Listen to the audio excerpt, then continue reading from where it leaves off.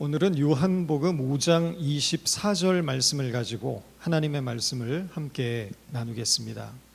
본문의 말씀을 한번 다시 읽겠습니다.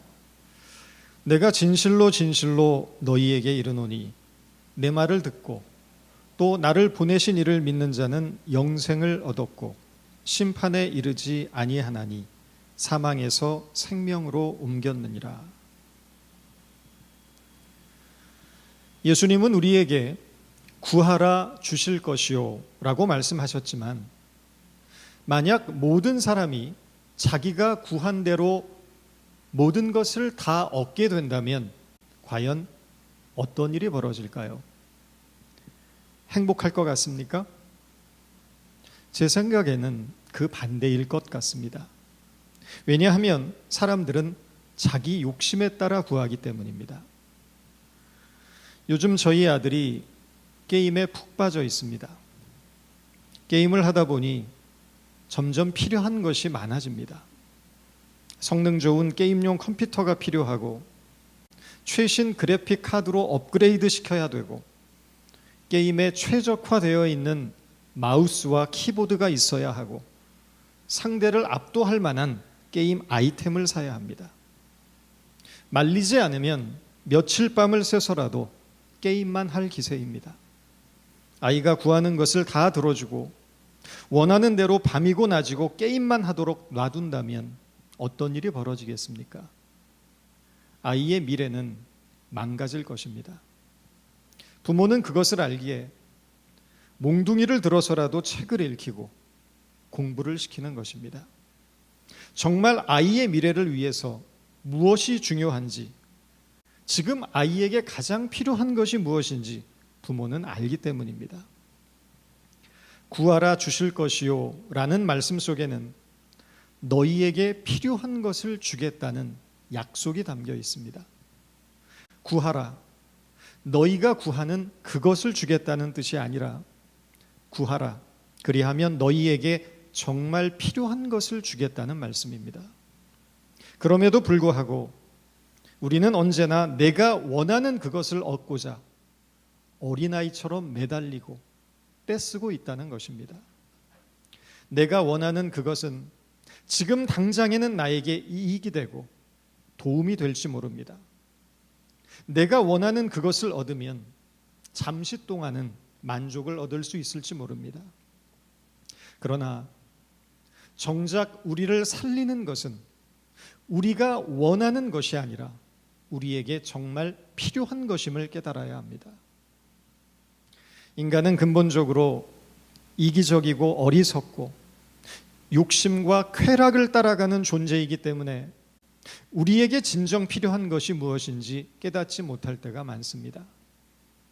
믿음이란 주님께서는 우리에게 정말 필요한 것을 주시는 분임을 깨닫고 주님께서 주시고자 하시는 그것을 구하고 바라고 소망하는 일입니다. 그렇다면 주님이 우리에게 반드시 주시기 원하는 그것, 인간에게 반드시 필요한 그것은 무엇이겠습니까? 그것은 생명입니다. 아니, 목사님, 지금도 멀쩡히 살아있는데 무슨 생명을 주신다는 것인지 잘 모르겠습니다. 반문할 수도 있습니다. 그러나 주님께서 우리에게 주시는 생명은 단순히 먹고 살고 호흡하는 육신의 생명이 아닙니다. 그 생명은 이 세상을 살아가는 데 필요한 생명이 아니라 이 세상을 살면서 하나님의 나라를 살아가는 생명이며, 이 세상과 장차 우리에게 허락될 영원한 하늘나라를 이어주는 생명입니다. 이 생명을 얻는 자는 죽어도 살 것이며, 살아서 얻는 자는 영원히 죽지 않는 신비한 생명입니다. 이 생명에 참여하는 자만이 하나님과의 바른 관계, 즉 아버지와 아들과의 관계를 맺게 되고 진리 안에서 누리게 되는 참되고 복된 인생을 살아가게 될 것입니다. 이 생명은 믿음으로 얻습니다. 내 말을 듣고 또 나를 보내신 자를 믿는 자는 영생을 얻었고 심판에 이르지 아니하나니 사망에서 생명으로 옮겼느니라. 예수님은 아들을 믿는 모든 자에게 영생을 주시겠다고 약속하십니다. 다른 조건이나 이유가 없습니다. 단지 믿는 모든 자에게 영생을 주시겠다고 하십니다. 이것은 아무 소망 없던 세상에 선포된 하나님의 혁명적 선언입니다. 이 영생의 진리 앞에서 이 세상의 모든 절망과 어두움의 권세는 힘을 잃고 무너지게 될 것입니다. 서로 배신하고 헐뜯고 싸우고 상처를 주고 상처를 받으며 살아가는 진절머리 나는 사연으로 가득 찬 세상입니다. 수많은 문제들 속에서 갈등하며 고통을 받습니다. 도무지 살아갈 엄두가 나지 않습니다. 절망과 한숨으로 가득 차 있는 삶이지만, 비록 깨어지기 쉬운 연약한 인생이지만, 그럼에도 불구하고 우리가 살아갈 이유와 소망을 주는 것은 영원한 생명에 대한 약속이 우리에게 주어졌기 때문입니다. 영원한 생명이란 무엇입니까? 단순히 죽지 않고 영원히 사는 것입니까? 물론 영생의 의미 속에는 끝없이 지속되는 생명이라는 시간적 의미가 포함되어 있습니다. 그러나 그것만으로 영생을 설명하기에는 부족합니다. 영생이란 본질적으로 하나님의 생명으로 살아가는 것을 뜻합니다. 어떤 과학신문에서 심장 이식 수술을 받은 한 환자의 이야기를 읽은 일이 있습니다. 빌 홀이라는 63세의 미국인이 심장 이식 수술을 받습니다. 그런데 수술 이후에 그의 삶이 180도 변합니다. 평생 비즈니스맨으로 사업에만 열중하던 그가 갑자기 철인 3종 경기에 빠진 것입니다. 이것은 수술을 받기 이전에는 도저히 상상할 수도 없는 의외의 일이었습니다.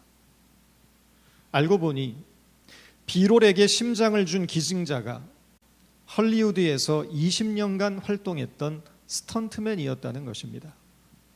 이처럼 장기 이식자들에게 기증자의 성격이나 습관이 그대로 전이되는 현상을 셀룰러 메모리, 우리말로 하면 세포 기억이라고 한다는 것입니다. 영생이란 어떤 의미에서 하나님의 생명이 우리에게 이식된 것이라고 설명할 수 있습니다. 나의 심장을 내어버리고 하나님의 심장으로 살게 되었다라는 것입니다. 그 결과 하나님의 생명의 피가 내 혈관을 타고 흐르며 나의 생각과 사고를 지배하고 나의 행동을 결정하고 내 인생의 방향을 이끌어가게 된다는 것입니다. 하나님의 생각과 성품이 나를 통해 드러나게 되는 것입니다. 영적인 셀룰러 메모리입니다. 영원한 생명이라는 것은 죄로 인해 단절되고 분리되었던 하나님과 내가 생명과 진리 안에서 회복되고 결합되는 것을 뜻합니다. 그래서 바울은 이 관계를 그리스도와의 신비한 연합이라고 표현했습니다. 하나님의 생명이 나의 생명으로 이식되는, 그래서 그리스도와 내가 연합하게 되는 이 신비한 은혜 속에 거하게 될 때 우리의 삶은 달라질 수밖에 없습니다. 장미꽃 가시가 나를 찌르고 외양간에 송아지가 없으며 논밭에 소출이 없는 열악한 환경 속에서도 오히려 감사의 제목을 찾게 되고, 거친 파도가 내 인생의 배를 뒤흔드는 상황 속에서도 평화를 누리는 자가 됩니다. 사방이 벽으로 막힌 암울한 상황, 모두가 절망하고 낙심하는 그때 소망을 노래하는 자가 됩니다. 일시적이고 찰나적인 이 세상에서 영원한 것을 바라보고 구하게 됩니다.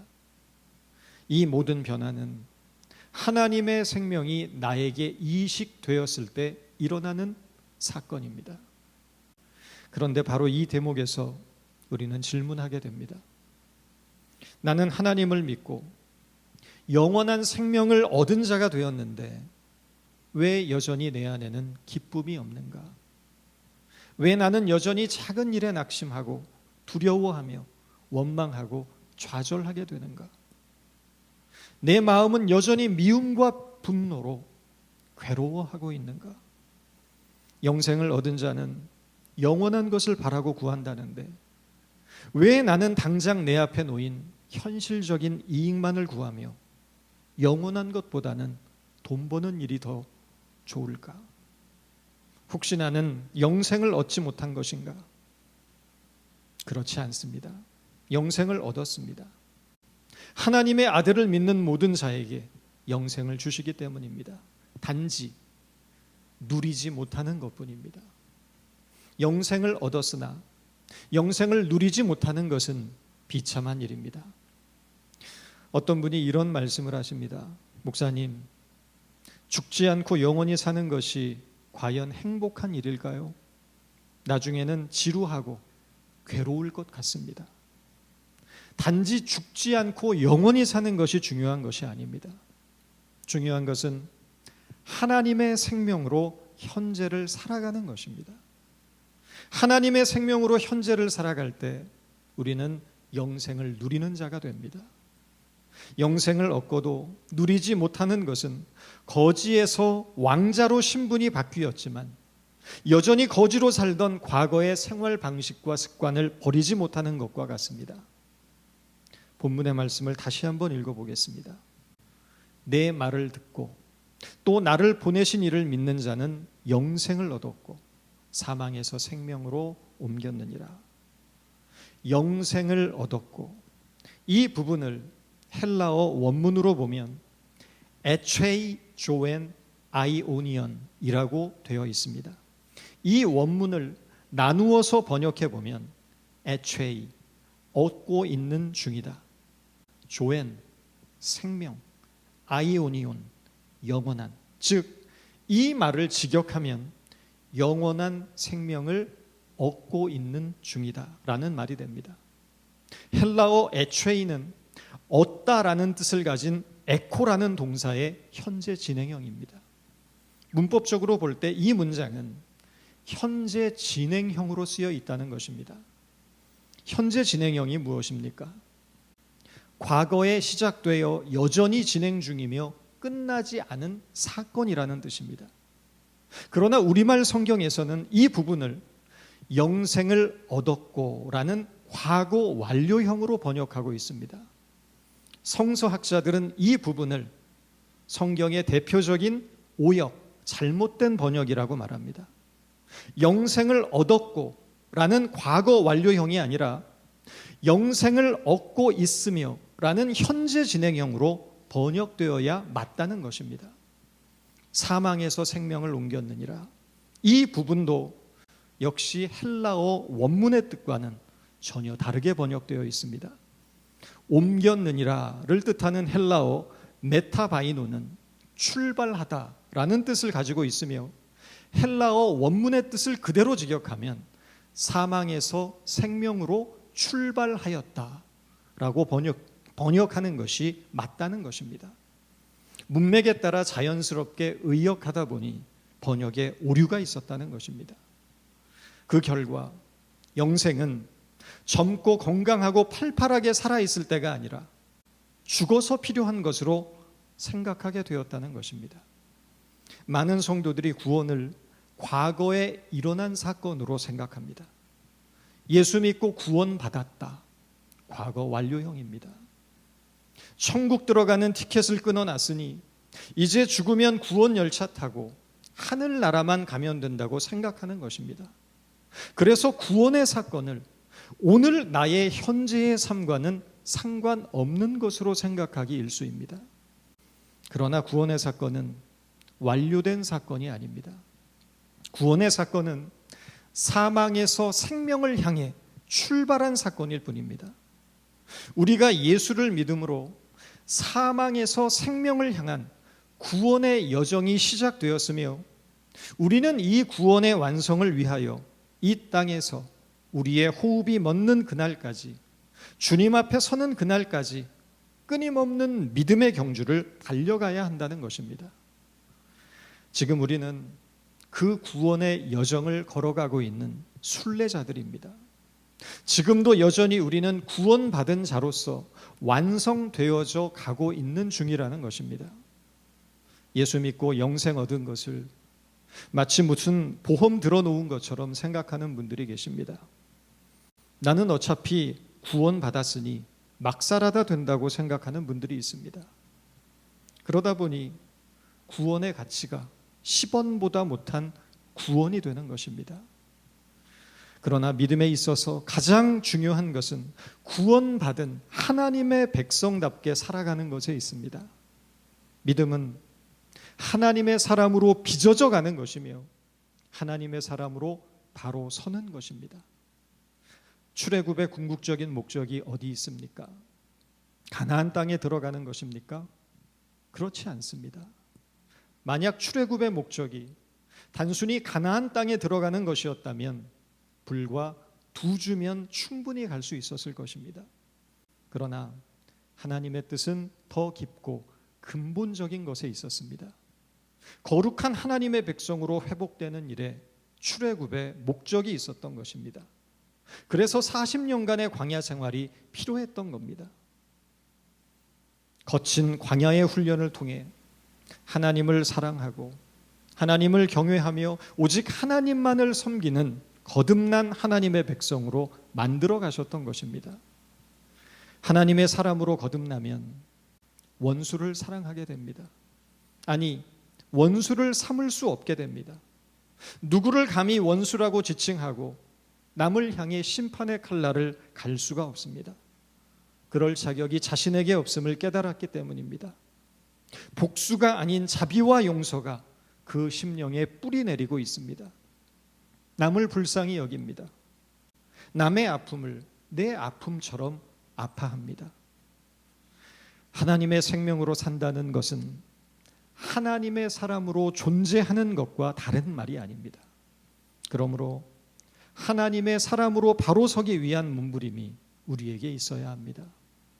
하나님의 생명을 이식받아 살아가는 자다운 합당하고 정당한 삶이 우리에게 있어야 한다는 것입니다. 모스코바에는 황제의 종이라고 불리는 거대한 종이 있다고 합니다. 300년 전에 만들어진 이 종의 무게는 약 202톤에 달하고 높이는 6.1m, 직경은 6.6m이며 이 종을 제조하는 데 들어간 금은 72kg, 은은 525kg이 들어갔다고 합니다. 그런데 충격적인 사실은 이 거대한 종은 지금까지 한 번도 울린 적이 없다는 것입니다.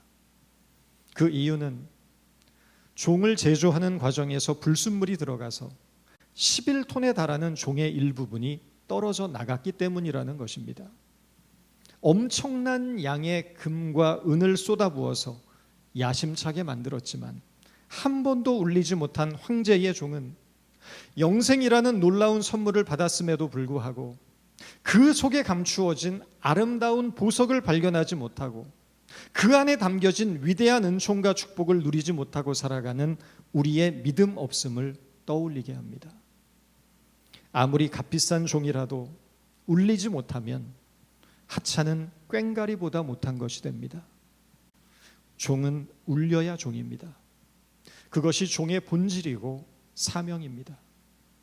성도가 아무리 이 세상에서 성공을 거두고 많은 돈을 벌고 화려한 집에 산다고 해도 하나님의 진리 안에서 영생을 누리며 하나님의 생명으로 살아가지 못한다면